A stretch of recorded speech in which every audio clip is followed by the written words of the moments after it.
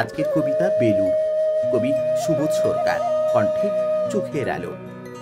আমি একটা কোণায় দাঁড়িয়ে দেখছিলাম দুটি ছেলে গেরুয়া বসন পরে মন্দিরের সিঁড়ি মুছছিল। এত মন দিয়ে আমি কাউকে সিঁড়ি মুছতে দেখিনি। এত ভালোবাসা দিয়ে আমি কাউকে ধুলো তুলতে দেখিনি। সিঁড়ি নয়, যেন জননীর ত্বক থেকে ধুলো তুলছিল। এভাবে সিঁড়ির থেকে ধুলো মুছতে পারে এ আমি কোথাও দেখিনি।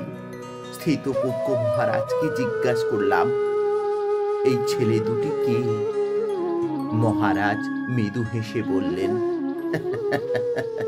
একজন নিউক্লিয়ার ফিজিসিস্ট, একজন IBM এর 6 লাখ টাকার চাকরি ছেড়ে এখানে এসেছে। সিঁড়ি ধুতে এসেছে। যে সিঁড়ি দিয়ে মানুষ ওপরে ওঠে তা যেন পরিষ্কার হয়। মহারাজ চলে গেলেন।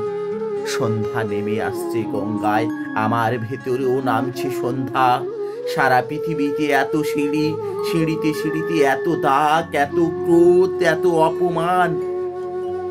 আরতি শুরুর আগে মনে হলো, যে সিঁড়ি বুঝতে পারে না সে কোনোদিন মানুষের চোখের জল মুছতে পারে না।